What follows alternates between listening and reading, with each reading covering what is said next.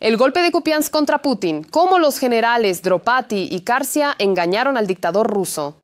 Drones ucranianos paralizan refinerías en Rusia. Potentes explosiones sacuden Saratov y Engels. Se excedió y le dieron un escarmiento.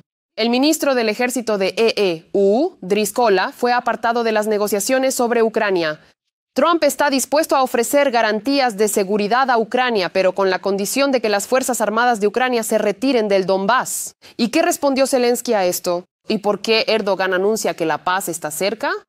En Estados Unidos, el péndulo político ha oscilado. El congresista republicano Thomas Massie presentó un proyecto de ley resonante sobre la OTAN. Hola, mi nombre es Karina Clashon y ahora mismo lo más importante. Pero primero denle like a este video y suscríbanse a nuestro canal para que no volvamos a perdernos de vista en los vastos espacios de YouTube. Otra noche calurosa en Rusia. En los aeropuertos de 3 ciudades rusas, el 13 de diciembre se activó el plan Alfombra. En Saratov, Penza y Cheboksary. En Saratov y Engels, la defensa antiaérea estuvo trabajando activamente. Los habitantes locales escucharon una serie de explosiones. Les recuerdo que Engels 2, que se encuentra cerca de la ciudad de Engels, es uno de los aeródromos base de la aviación estratégica que ataca a Ucrania con misiles de crucero J-101. Además, drones atacaron la refinería de petróleo en la ciudad rusa de Saratov. La refinería de Saratov es parte de Rosneft. La capacidad de diseño es de casi 7 millones de toneladas al año.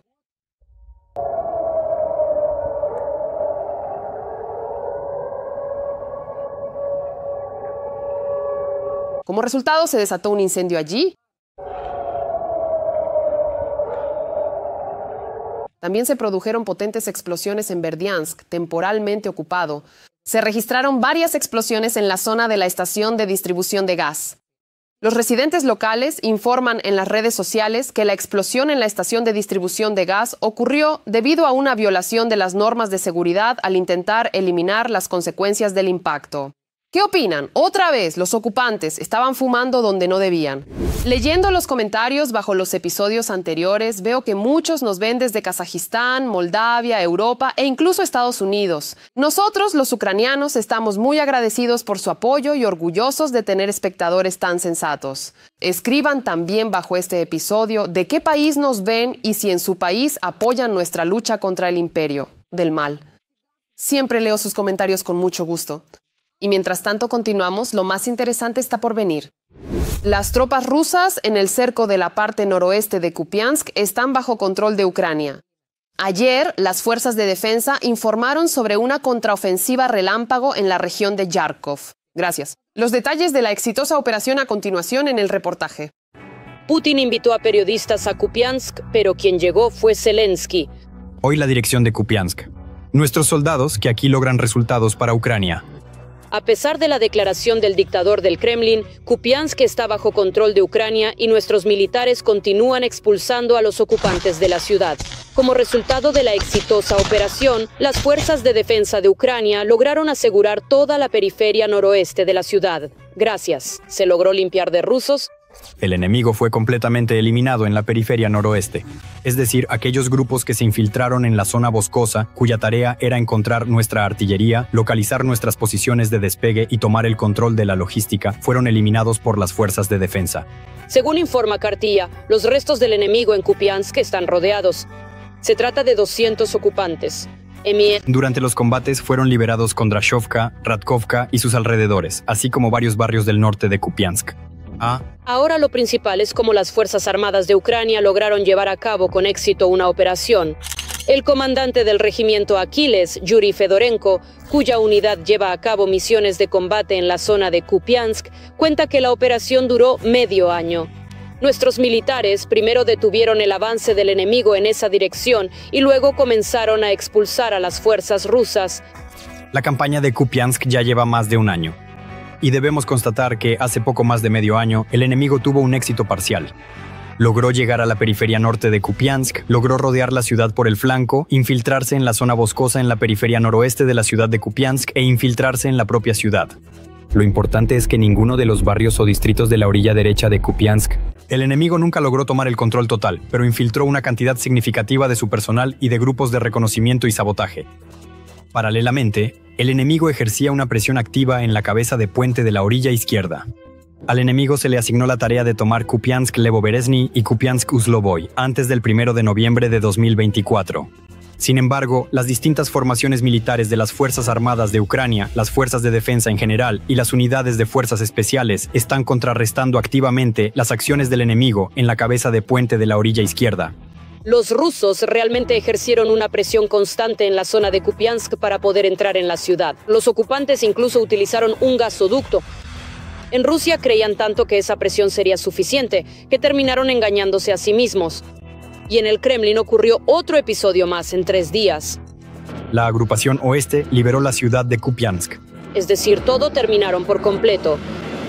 Definitivamente la ciudad está bajo nuestro control. Pero volvamos a los esfuerzos de los defensores ucranianos. Las fuerzas de defensa de Ucrania lograron cambiar la situación a su favor, en parte gracias a cortar la logística del enemigo.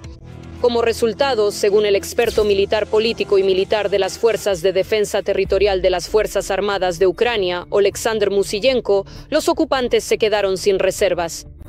Los rusos intentaron establecer cruces sobre el río Oskol en diferentes zonas, pero las unidades ucranianas los destruían. Esto no permitió a los ocupantes avanzar desde el este.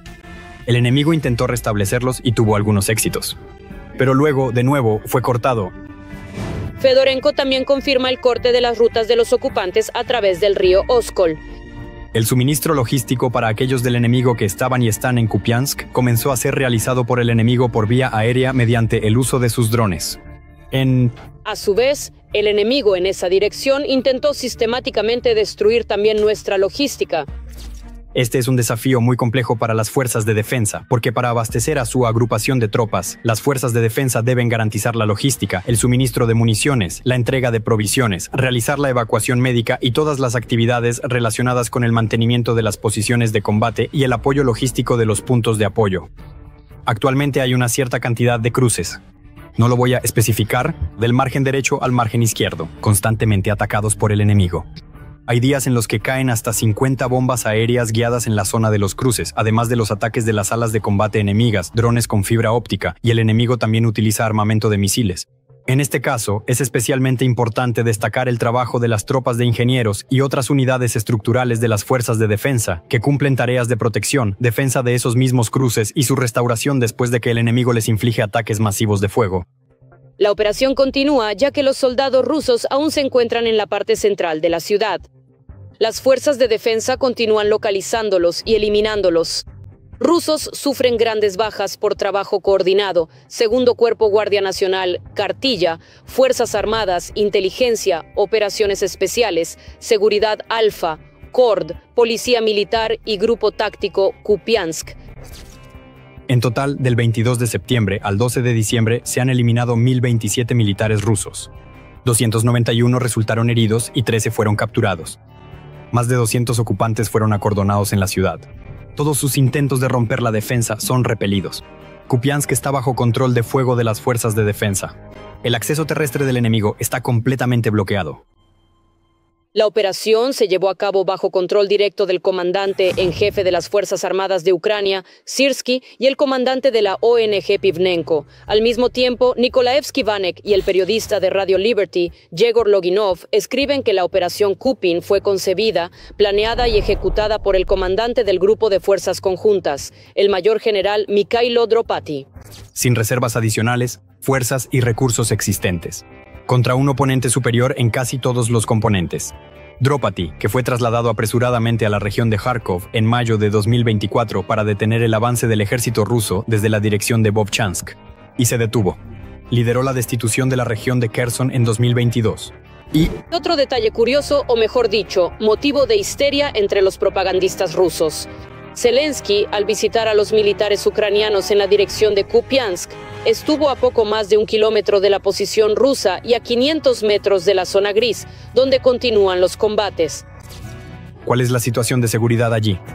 Para que todos entiendan hasta qué punto está dispuesto a llegar el presidente para demostrarle al mundo entero y a nuestros socios estratégicos, en particular a los Estados Unidos de América, los logros de su pueblo y del ejército ucraniano. Esa zona, como pudieron ver las redes de protección en el mensaje del presidente, es bastante activamente atacada por drones enemigos con fibra óptica que no pueden ser bloqueados por la guerra electrónica. A esa zona también llegan algunos tipos de artillería de cohetes y artillería autopropulsada del enemigo.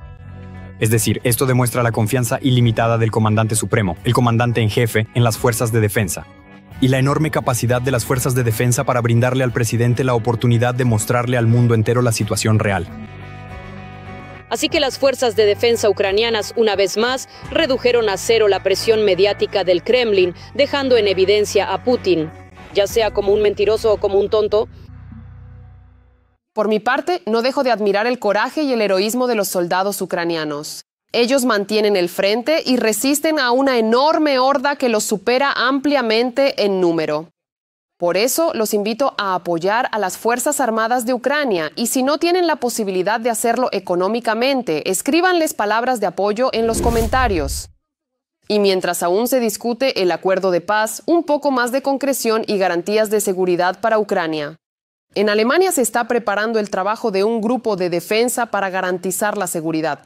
Así lo declaró el propio presidente Zelensky. En Alemania se está preparando el trabajo de un grupo de defensa dedicado a los detalles de las garantías de seguridad para Ucrania. Por parte de Ucrania, el grupo está encabezado por el teniente general Hnatov. Participan representantes de nuestro ejército, de los servicios de inteligencia y de las fuerzas de seguridad. Paralelamente, en la dirección estadounidense opera un grupo que se ocupa de la economía, la reconstrucción y las inversiones.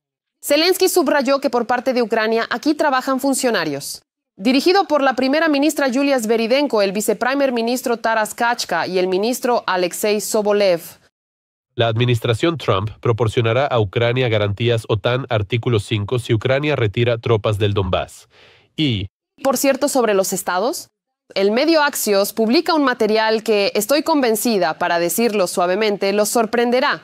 Y en primer lugar, a los militares ucranianos.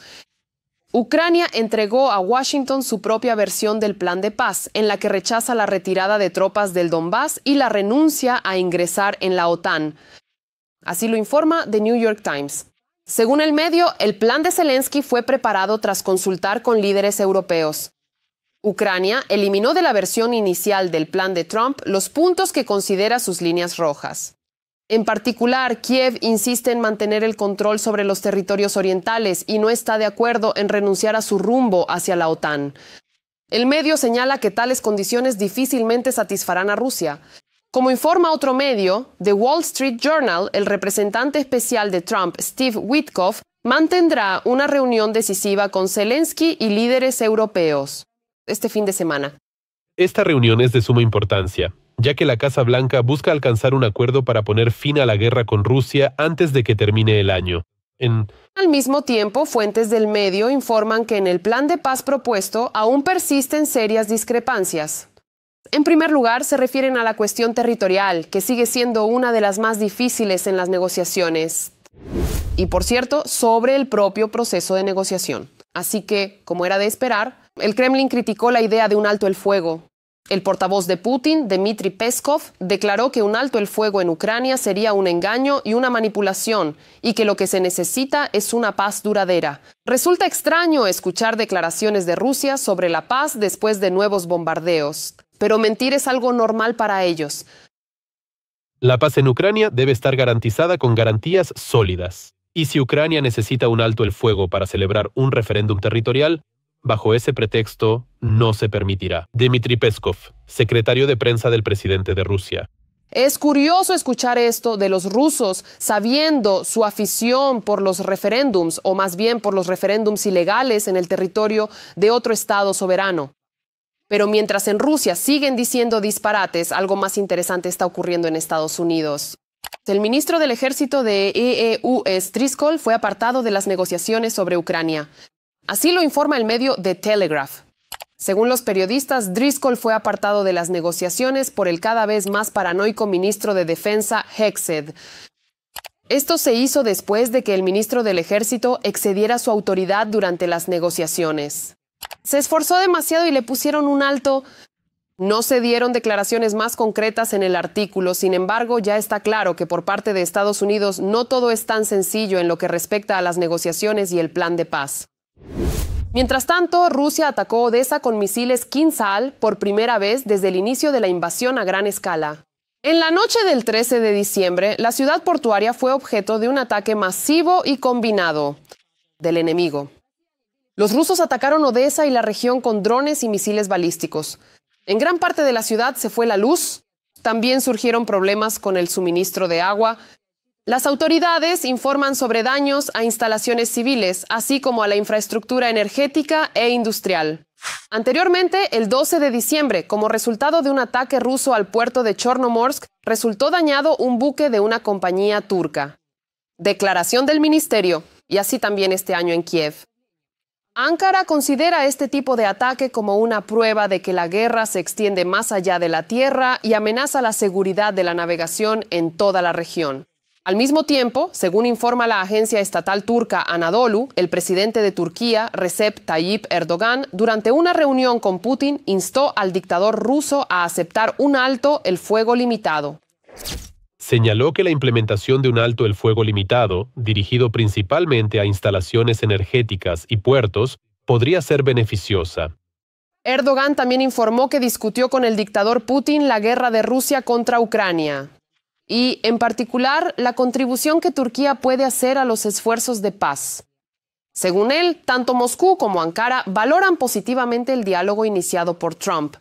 Además, según Erdogan, el Mar Negro no debe considerarse como un campo de batalla, porque eso perjudicará tanto a Rusia como a Ucrania y de ninguna manera les traerá beneficios.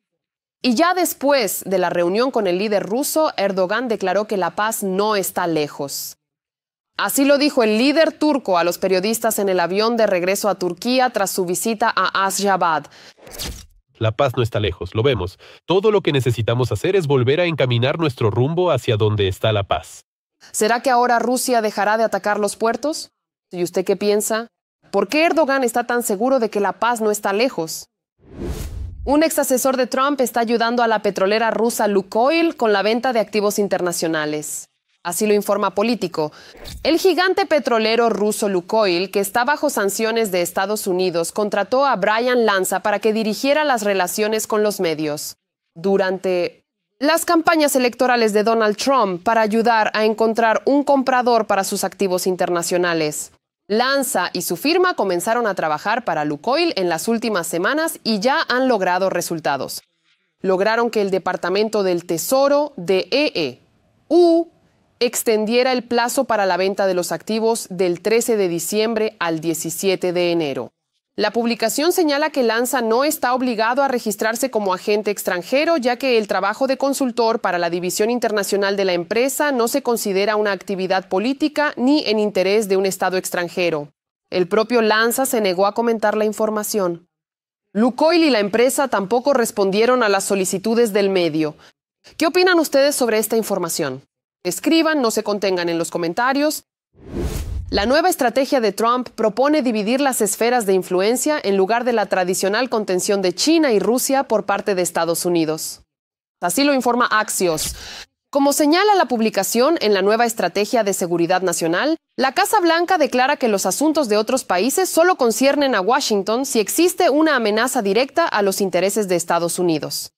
La administración de Trump ya ha comenzado una política de suavización hacia Pekín y ha permitido la exportación de chips de Nvidia para mantener el liderazgo en el ámbito de la inteligencia artificial. Un cambio similar se observa también respecto a Rusia, donde representantes estadounidenses lo confirman. Están presionando a Ucrania para que entregue todo el Donbass a Moscú a cambio de reanudar una asociación a gran escala en energía y extracción de recursos. Al mismo tiempo, Trump llama abiertamente a la Unión Europea un proyecto decadente y expresa su disposición a reconocer las esferas de influencia de otros países a cambio de la estabilidad y el dominio de Estados Unidos en el hemisferio occidental. A pesar de todo esto, Trump aboga por el regreso de Rusia al G7, de donde fue expulsada precisamente por la invasión de Crimea en 2014. Y la nueva estrategia de seguridad nacional de Estados Unidos, publicada por la Casa Blanca, se ha vuelto más amigable hacia Rusia, como a Europa o continente. Me gustaría mucho saber tu perspectiva y tus pensamientos detallados sobre este asunto en particular. ¿Podrías compartir conmigo tu opinión sincera y cualquier reflexión que tengas al respecto? Es importante para mí entender tu punto de vista completo. La nueva estrategia de Trump, escribe en los comentarios. En Estados Unidos el péndulo político ha vuelto a oscilar. El congresista republicano Thomas Massie decidió sacudir el espacio informativo. Presentó un proyecto de ley para la salida de Estados Unidos de la OTAN. Según él, la alianza es un vestigio de la Guerra Fría. Y el dinero debe gastarse no en los aliados, sino en las propias fronteras. ¿Qué hay detrás de esta iniciativa y cuáles son las posibilidades de que se haga realidad? Vamos a averiguarlo. El miembro republicano de la Cámara de Representantes de Estados Unidos, Thomas Massie, ha presentado un proyecto de ley para retirar a Estados Unidos de la OTAN. Así lo reveló el texto del proyecto de ley, que Massie publicó en la red social IKS. La OTAN es una reliquia de la Guerra Fría. Estados Unidos debe salir de la OTAN y usar ese dinero para proteger nuestro país, no a países socialistas. Hoy presenté el proyecto de ley HR 6508 para poner fin a nuestra membresía en la OTAN. En su proyecto de ley, Massie declaró que la OTAN fue creada para contrarrestar a la Unión Soviética, que se disolvió hace más de 30 años. Desde entonces, la participación de Estados Unidos les ha costado a los contribuyentes billones de dólares y sigue implicando el riesgo de involucrar a Estados Unidos en guerras extranjeras. Este proyecto de ley obliga al presidente de Estados Unidos, Donald Trump, a notificar oficialmente a la OTAN sobre la salida a más tardar 30 días después de la entrada en vigor de la ley. Además, el documento afirma que el objetivo original del bloque en tiempos de la Guerra Fría ya no corresponde a los intereses nacionales de Estados Unidos. El proyecto de ley establece que los miembros europeos de la OTAN tienen suficiente potencial económico y militar para garantizar su propia defensa y previene el uso de fondos de los contribuyentes estadounidenses para financiar los presupuestos comunes de la organización. Pero para entender completamente esta declaración de este republicano, primero hay que saber quién es Thomas Massie. Este congresista es un congresista bastante peculiar. Él es representante, por así decirlo, de la comunidad del Partido Republicano que se asocia con el movimiento MAGA. Es decir, en muchos aspectos es un aislacionista. Aboga por minimizar la intervención del Estado en la vida de las personas. Y en general para que Estados Unidos minimice su participación en la implementación de cualquier política exterior. El politólogo Piotr Oleszczuk está seguro de que no se puede decir que esta opinión y que una declaración tan contundente de Massie sea algo predominante en Estados Unidos. Sin embargo, en el contexto de la presentación por parte de la Casa Blanca de una nueva versión de la estrategia de política exterior de EE-UU, que ya ha provocado un acalorado debate no solo en Estados Unidos, sino también en el mundo, probablemente él intenta de alguna manera aprovechar esta tendencia para implementar su propia visión del futuro de Estados Unidos.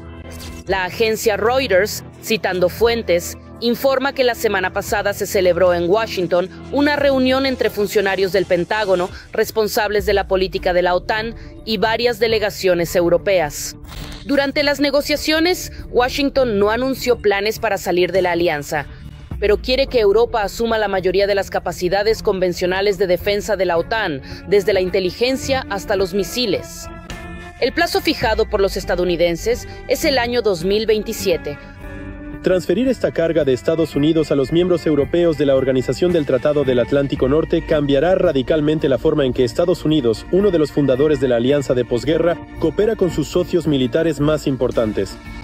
Además, según información de los medios, en la reunión, los representantes del Pentágono señalaron que Washington aún no está satisfecho con las medidas que Europa ha tomado para fortalecer su potencial de defensa tras la invasión a gran escala de Rusia a Ucrania. Con la llegada de Trump, las tendencias aislacionistas se intensifican. Estados Unidos declara constantemente que no está interesado en proteger especialmente a Europa, que Europa debe defenderse por sí misma y que sus prioridades están en la región del Pacífico. Los medios informan que funcionarios estadounidenses comunicaron a sus colegas que, si Europa no cumple con los requisitos para 2027, Estados Unidos podría dejar de participar en algunos mecanismos de coordinación de defensa de la OTAN. ¿En qué consiste la particularidad de la estrategia?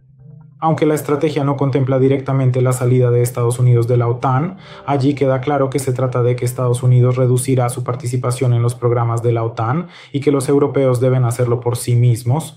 En primer lugar, defenderse a sí mismos. En general, la defensa de Europa ya no es un problema para Estados Unidos. Al mismo tiempo, varios funcionarios europeos declararon que el plazo hasta 2027 es poco realista. Independientemente de cómo evalúe Washington el progreso, Europa necesita más que solo dinero y también voluntad política para reemplazar ciertas capacidades de Estados Unidos a corto plazo. Hemos declarado claramente la necesidad de que los europeos lideren la defensa convencional de Europa. Nos esforzamos por trabajar a través de los mecanismos de coordinación de la OTAN para fortalecer la alianza y garantizar su viabilidad a largo plazo, ya que los aliados europeos asumen cada vez más la responsabilidad de la disuasión y defensa convencional en Europa. Pero sea como sea, una cosa está clara: se han acumulado bastantes preguntas para la OTAN. Y los propios estadounidenses también han dejado claro que las cosas no serán como antes.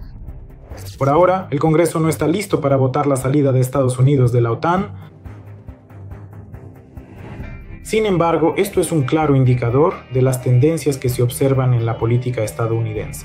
Es decir, probablemente por ahora Estados Unidos no saldrá de la OTAN, pero la tendencia es que la OTAN se convertirá en una estructura cada vez más fantasmagórica. Y surgirá la pregunta de si en realidad Estados Unidos defenderá a sus aliados en la OTAN. Por ahora, en el contexto de las acciones de Trump, todo esto parece muy extraño.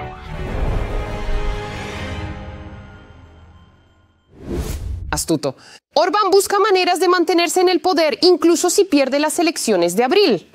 Según información de Bloomberg, el primer ministro de Hungría, Viktor Orbán, está considerando pasar al cargo de presidente. Existe una alta probabilidad de que Orbán pierda las elecciones parlamentarias, ya que las posiciones están unidas. Pero no tiene intención de entregar el poder. Todos los detalles a continuación. Operación Poder Eterno. 15 años como primer ministro, pero ni siquiera eso es suficiente. Nuestra victoria en las elecciones es tan grande que se puede ver incluso desde la Luna, y desde Bruselas aún más. En Hungría se está preparando una maniobra política que cada vez más recuerda al escenario ruso.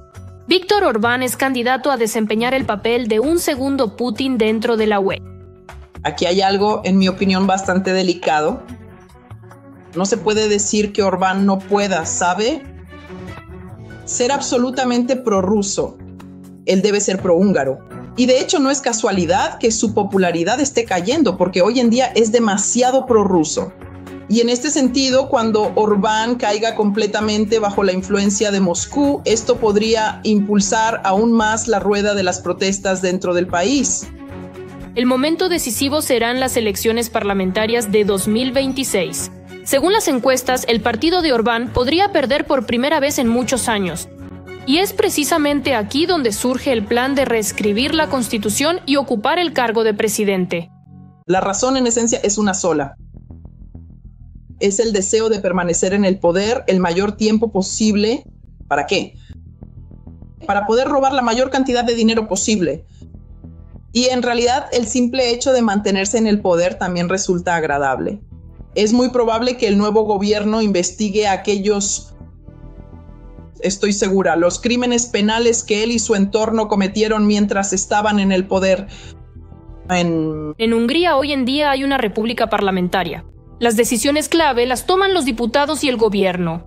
Pero Orbán quiere cambiar el propio modelo de poder, fortalecer el papel del presidente para que sea él quien se convierta en la figura central. Eso es solo cuestión del Parlamento.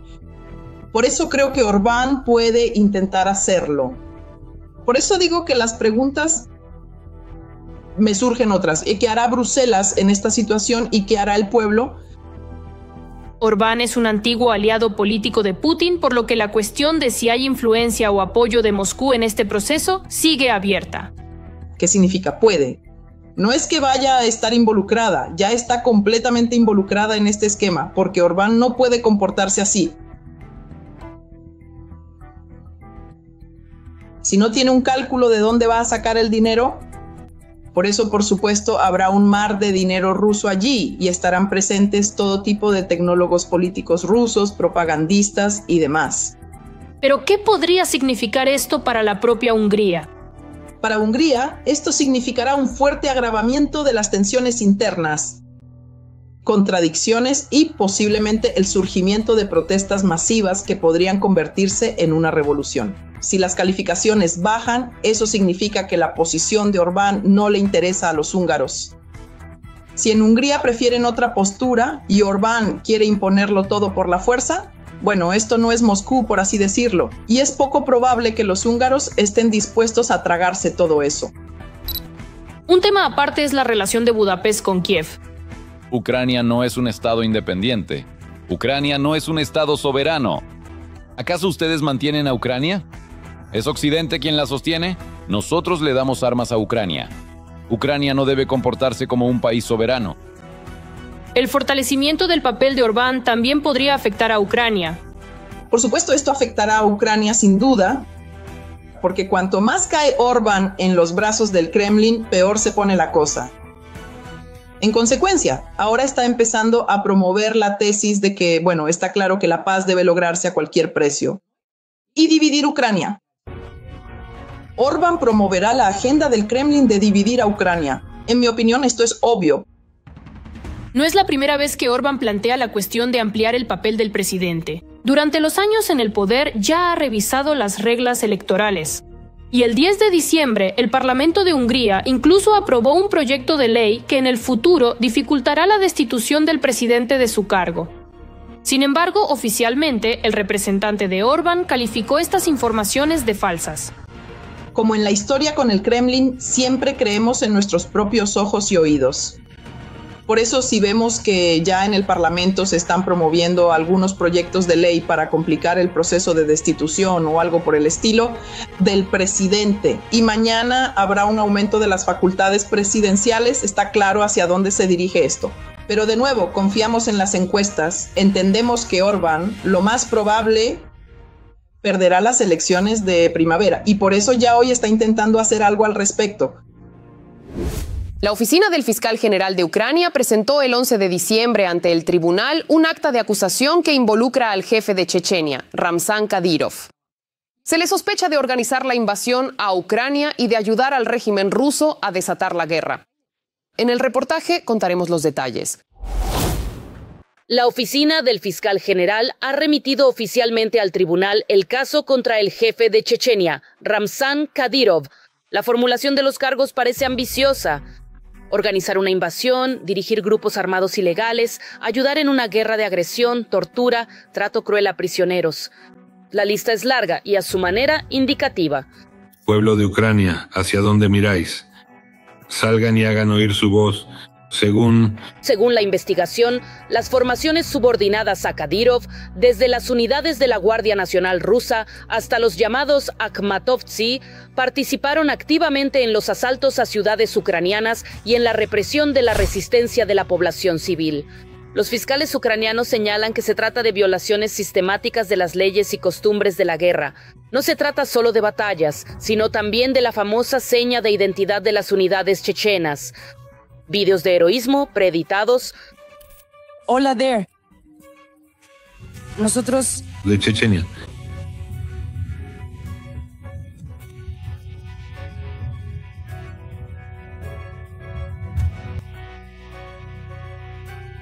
Un punto aparte en el caso es que Kadyrov dio órdenes a sus subordinados que contradecían todas las normas del derecho internacional humanitario, incluida la orden de no tomar prisioneros después de un ataque a un objetivo en la URSS. En Gudermes, la investigación también ha reunido pruebas del uso de prisioneros de guerra ucranianos como escudos humanos, y esto ya suena como una acusación penal bastante concreta. Sin embargo, si Kadyrov intenta guardar silencio en el ámbito legal, en el informativo ocurre lo contrario. Su canal de Telegram hace tiempo que se ha convertido en un flujo de agresión, en el que guerras, amenazas y maldiciones se suceden unas a otras. Una tras otra, sin cesar. Cuando nuestra amada patria verdaderamente nos necesita, sí, Él siempre está presente. Cuando el Estado, el presidente nos necesita, sí, Él. Déjalo, sí. Él sus defectos, sí, él. Consérvalos para ti, sí, él. Hoy en día una persona creyente, amorosa, sí, él. Que se respeta a sí mismo, ante todo, sí, a sí mismo, sí, él no se quedará en casa. Él mismo encontrará su propio fusil, él mismo encontrará todo lo absolutamente necesario, sí, y se irá a luchar contra esos viles e impuros, contra ese puro satanismo. Mientras tanto, la guerra ha llegado incluso a la propia Chechenia. Los drones ucranianos atacan cada vez más a objetivos relacionados con sus estructuras. En la red se difundieron imágenes de los ataques recientes, como en Gudermes y otros objetivos dentro de la República. Es un giro inesperado para personas que durante muchos años consideraron su región una fortaleza inviolable.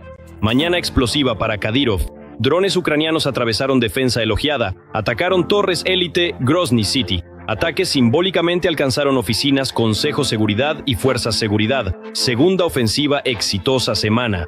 Primero el FSB, ahora el centro de la capital. La reacción de Kadyrov, como siempre, es ruidosa. Promesa de una dura venganza. Habla de la Ucrania fascista y declara que cada ataque contra Chechenia tendrá consecuencias fatales. Incluso llegó a anunciar que estaba dispuesto a pagar a sus combatientes por cada dron ucraniano derribado. Probablemente ya todos hayan escuchado que los shaitanes ucranianos destruyeron la República de Chechenia, la infraestructura militar, destruyeron equipos, la fábrica de drones, cualquier cosa, pero no un objetivo civil. Quiero decir que no hicieron nada, solo rompieron los cristales. Seremos implacables, crueles. Nuestros objetivos serán únicamente instalaciones militares. Y verán lo peligroso que es tocar la República de Chechenia y a Rusia en general. Esta agresividad pública hace tiempo que se ha convertido en parte de su imagen política. Reacciones del tipo "yo les mostraré, responderemos, fue un error" aparecen semanalmente, a veces a diario. Hemos luchado, seguiremos luchando y continuaremos destruyendo. Quiero decir a todos los que comparten nuestra alegría y nuestra tristeza que mañana, por la mañana, hasta el final de la semana, seremos avergonzados, crueles y... Todo esto ocurre en un contexto de constantes debates sobre el estado de salud. Kadyrov. Internet está plagado de rumores sobre sus enfermedades. Algunos hablan de un diagnóstico grave, otros de fuertes agravaciones, otros de la rapidez con la que...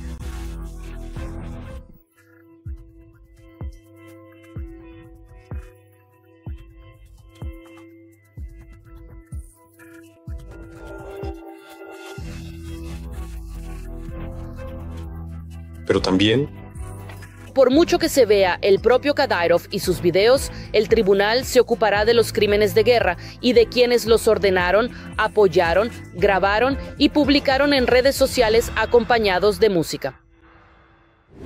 Mientras tanto, en el cuasi imperio de Putin, los habitantes de la región de Sverdlovsk piden a su padre zar que los traslade a viviendas adecuadas. Y hasta se atrevieron a salir a hacer piquetes. Los detalles de la vida en el edificio de emergencia se describieron en carteles. Tenemos moho negro, ratas que se comen a los gatos, sífilis, tuberculosis. Hola, Vladimir Vladimirovich. Somos residentes de edificios de emergencia y preemergencia. Habitante de la región de Sverdlovsk, ciudad de Serov, nos dirigimos a usted con un grito en el alma y lágrimas en los ojos. En las redes sociales circulan imágenes de una mujer leyendo un discurso a Putin con voz temblorosa. Dice que no solo los gravemente enfermos y los niños, sino también las familias de los participantes en la SVO tienen que vivir en condiciones terribles. Escuchen ustedes mismos. No nos escuchan en nuestra ciudad. El estado de las casas se está volviendo inhabitable. No es culpa de los residentes, sino por la inacción de las empresas administradoras, los organismos de supervisión de la actividad de estas empresas y de la administración de la ciudad de Serov. La misma inacción. Las casas son declaradas en estado de emergencia a la velocidad de la luz, pero no hay a dónde reubicar a la gente. El fondo de viviendas de reserva está simplemente en un estado deplorable. Incluso es peligroso estar allí. En nuestras casas viven niños con discapacidad, familias numerosas, pensionistas, personas con cáncer y enfermedades crónicas, familiares de los participantes en la operación militar especial. Simplemente le rogamos que tome el control de nuestro problema. No sé qué piensen ustedes, pero yo tengo una pregunta. ¿Quién bombardeó los cuarteles de Rusia? Confesar. ¿Qué te parecen nuestras noticias? Escribe lo que debemos cambiar para ser mejores. Definitivamente lo tendremos en cuenta. Mientras tanto, dale me gusta a este video para apoyar lo que hacemos. Y no olvides suscribirte a nuestro canal Ucrania Hoy para no perderte los próximos episodios. ¡Nos vemos!